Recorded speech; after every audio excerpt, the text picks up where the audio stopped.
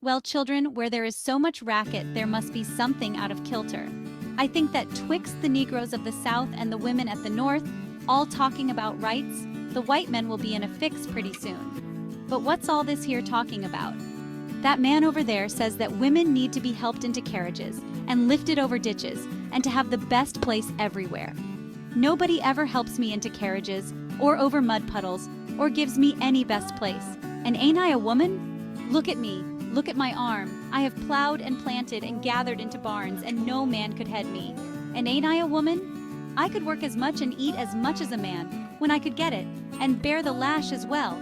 And ain't I a woman? I have borne 13 children and seen most all sold off to slavery, and when I cried out with my mother's grief, none but Jesus heard me. And ain't I a woman? Then they talk about this thing in the head. What's this they call it?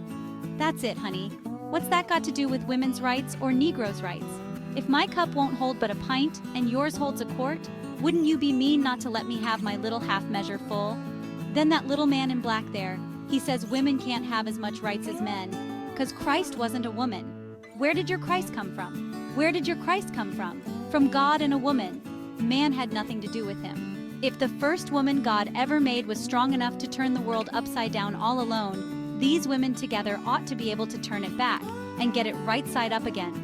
And now they is asking to do it, the men better let them. Obliged to you for hearing me, and now old Sojourner ain't got nothing more to say.